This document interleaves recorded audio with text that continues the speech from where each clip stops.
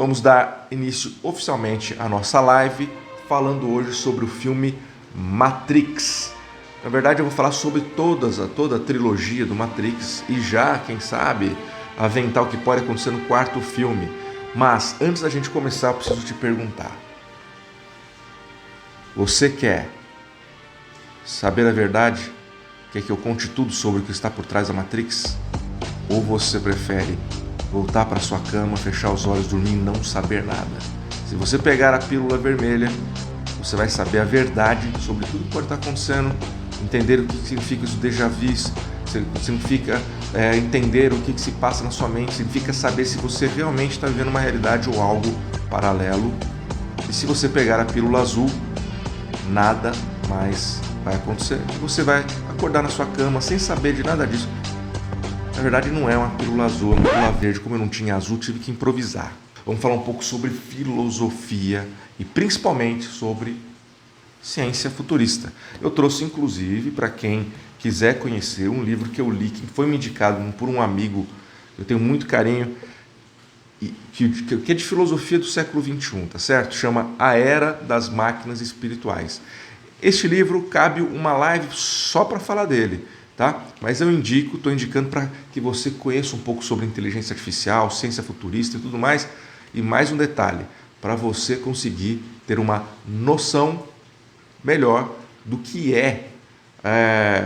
o que está nos esperando. Este aqui é um livro escrito por Ray Kurzweil, tá? Que ele fala sobre, transhumanismo. E nós vamos entrar um pouquinho nesse assunto também. Então, A Era das Máquinas Espirituais vai ser um livro que eu vou utilizar para trabalhar um pouquinho esse tema do Matrix hoje. Será que a sua vida é real? Será que a minha vida é real? Você está me vendo de verdade? Eu sou real para você? Ou sou apenas uma ilusão? Bem-vindo ao deserto do real. Vocês lembram do filme do Matrix? Na verdade, todos os personagens têm muitas funções, e dessas funções elas vão enriquecendo o filme e ao mesmo tempo dando muitos elementos psicológicos. Será que nós somos livres? Será que você toma suas decisões? Será que você é capaz de fazer as coisas que você tem vontade?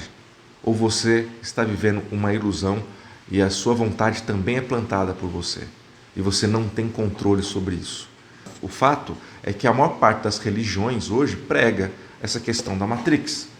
Você pegar qualquer religião, e mesmo as mais antigas, né? Se você pegar os romanos, eles acreditavam que quando você morresse, você ia para os Campos Elíseos, que é uma realidade muito melhor. Ou, por exemplo, os vikings, que você ia para... Se você fosse um bom guerreiro, você passaria o resto da sua eternidade no mundo real, que são também nos salões de Valhalla. A Igreja Católica fala do paraíso, o budismo fala de iluminação, de uma série de outras coisas. Inclusive, tem muitos elementos budistas no filme do Matrix. Mas tudo isso para trabalhar algumas questões são filosóficas. Você lembra daquele mito da caverna? O mito da caverna, para quem não conhece, é simples. Platão descreve uma cena em que pessoas estão presas, acorrentadas dentro de uma caverna, e a única coisa que eles conseguem observar é a parede da caverna, em que existe uma projeção oriunda da iluminação de uma fogueira do lado de fora da caverna. Ou seja, quem passa perto daquela fogueira projeta uma sombra que é enxergada dentro da caverna, e essa é a visão que todo mundo tem. E eles ficam conjecturando. O que é? Olha, está passando isso, o que é aquilo, tal, e etc. E eles não conseguem saber. Para descobrir, um deles se solta, vai até lá fora e descobre que é a realidade. A hora que ele volta e conta, ninguém acredita, porque as pessoas preferem continuar vivendo a ilusão. Já parou para pensar nisso? Filosofia de Platão, filosofia da época dos gregos, porém, nos dias de hoje a filosofia continua. Tem muita coisa que permeia esse assunto. Eu posso dizer para você que até a parte do coelho, da Alice, se enquadra nessa categoria. Quando você também, naquela cena que ele está no apartamento dele, lendo o Simulacro Simulorum, que na verdade, Simulacro e Simulação, né? Que é um livro que foi uma das inspirações dos irmãos Wachowski para tratar esse tema. Esse livro, ele fala também que tudo que nós estamos vivendo é uma ilusão. né? Eu confesso para vocês que eu só li o resumo do livro, pretendo me aprofundar. Eu li de curiosidade, porque na época eu falei, o que é simulacro e simulação, né? E achei curioso, e foi uma inspiração para o livro, uma das inspirações, né? Mas ele pega, ele abre o livro para guardar o que ele precisava esconder, que eram os programas de hacker dele, e em seguida tocam na porta dele. E a hora que ele abre, está lá um amigo dele, com o cliente, no caso, com uma mulher que tem a tatuagem do coelho branco. Referência a Alice no País das Maravilhas. Siga o coelho branco. Alice segue o coelho branco e entra numa outra realidade, num outro mundo. O papel do Morpheus é fundamental, em vários sentidos. Talvez você possa entender ele como uma consciência. Talvez você possa entender o Morpheus como um profeta. Talvez você possa entender Morpheus como um mentor, um coach. O fato é que o papel dele é fundamental no processo de criação do Neo, do escolhido. Primeiro porque ele não tem dúvida. Em nenhum momento o personagem Morfeu tem dúvida. Ele acredita e vai a fundo no que ele acredita. Quantas pessoas você conhece que tem esse nível de crença, esse nível de fé? Fora isso, você tem também o oráculo, e aproveitando para falar do oráculo, nesses dois elementos, o oráculo e Morfeu, falando sobre uma coisa que é muito curiosa: destino. Você acredita em destino? Você acredita que tudo está escrito? Você acredita no que o que você tem pela frente já foi previsto? Muita gente acredita. Existem cartomantes, existem numerólogos, existem uma série de pessoas que trabalham fazendo previsões. O quanto que isso é importante. Agora, isso não é uma novidade. A humanidade sempre trabalhou com previsões e acreditando nessas previsões oriundas de oráculos. Aí vem uma curiosidade, né? Não é a primeira vez que isso acontece, mas ele se dá conta de que existe buracos nele, né? E o buraco aqui de trás da cabeça é onde ele consegue se conectar para entrar no mundo de Matrix. Só que não é a primeira vez que isso acontece. No filme do Johnny Mnemonic, se você já assistiu, é um filme que foi feito 5, 6 anos antes, se não me falha a memória, ele também tem uma possibilidade de colocar chip aqui. E foi engraçado porque nessa época eu era muito fã do Cyberpunk 2020, né? Onde se falava que em 2020 haveria os cyberpunks. O ponto é, isso é o transhumanismo. E aí começa a parte legal da brincadeira. Essa filosofia transhumanista que eu trago aqui nesse livro, por exemplo, ela é super rica quando a gente fala em termos de filosofia.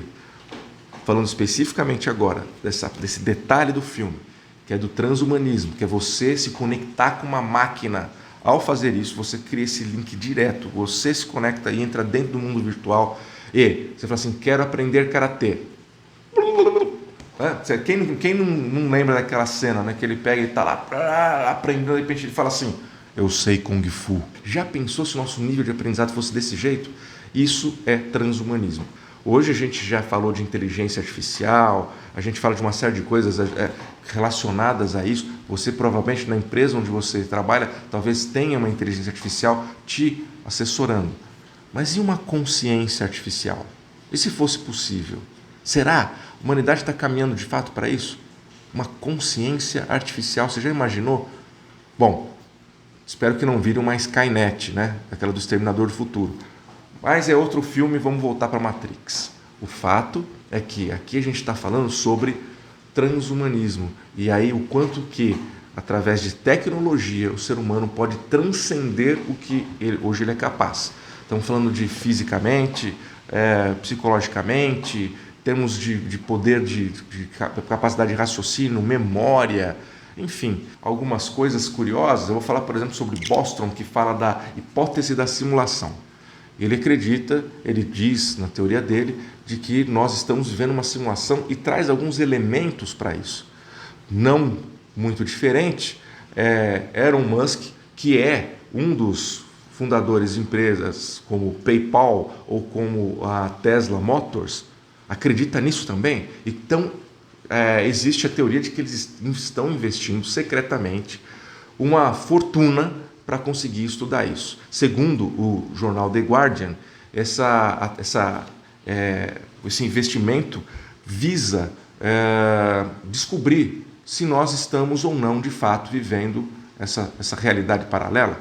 É que existem algumas evidências que provocam isso. Por que esses caras que são cientistas, tal, etc., eles acham que vale a pena investir nisso? Por exemplo, existe uma teoria chamada efeito do observador, que diz o seguinte, que aquele evento ou aquela situação, ou aquele efeito só acontece quando tem alguém observando, certo?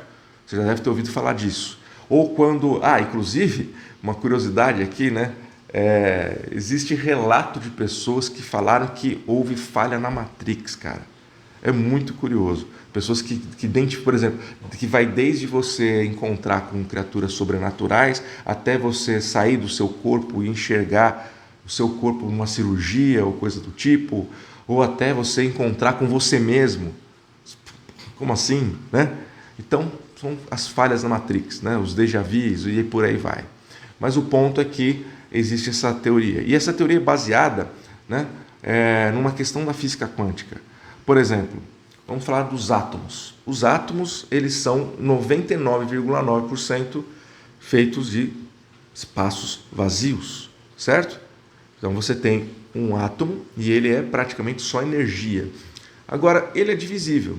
E chegou-se numa divisão, na divisão de átomos, em que encontrou o ponto em que ele não se divide mais. Isso gerou a questão, então, de que o universo é finito, já que eu não consigo dividir mais os átomos. E dessa forma, o universo, então, é pixelado. Por quê? Porque os pixels, no caso, seriam essas subdivisões dos átomos. Os pixels são as menores divisões de uma imagem, percebe? Então, se a gente chegar no pixel do nosso universo, a gente percebe que, então, o nosso universo é finito. E aí vem a teoria do observador. E se ele se comportar de maneira diferente quando observado? Já pararam a pensar nisso? Eu nunca tinha parado para pensar nisso, mas tem gente investindo muito dinheiro pensando nisso. E daí vem a teoria do multiverso, em que existem vários universos, e etc, etc, etc. E a gente pode estar vivendo em um deles. Aliás, a propósito, eu estou assistindo recentemente um seriado que eu estou gostando muito, que chama The Man in the High Castle. Recomendo que você assista também. Ele fala dessa coisa de universos paralelos, é muito legal, ambientado num pós-Segunda Guerra Mundial. Mas é só mais um comentário para mais um filme, para outra coisa. E voltando para o Matrix, e a gente falando mais especificamente sobre esse filme que, mais uma vez, eu adoro, a questão fica: será que a gente está vivendo uma realidade paralela? Qual que é a sua opinião? Será que a gente tem condições de sair da Matrix, conhecer o mundo real e depois voltar? Será que é possível? Você já fez viagem astral? Você já praticou meditação? Existem seres humanos que têm superpoderes. O que explicaria isso? O que explica o fato de um monge budista, por exemplo, conseguir aumentar e manipular a temperatura dele em até 9 graus? Como que é possível?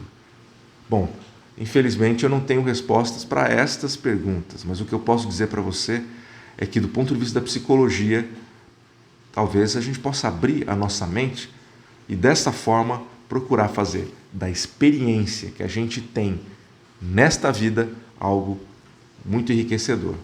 Bom, essa foi a live de hoje. Espero que você tenha gostado. O nosso desafio continua. Amanhã, domingo, eu venho mais uma vez às 4h49 ou às 5h49 do horário de Brasília e prometo para você que você vai pirar. Se você continuar me acompanhando nessa, eu vou te ajudar bastante e daqui a pouco, daqui a alguns dias, daqui a 30 e poucos dias, você vai se surpreender. Eu vou pegar a minha pílula vermelha para descobrir a realidade e a gente se vê amanhã. Até a próxima.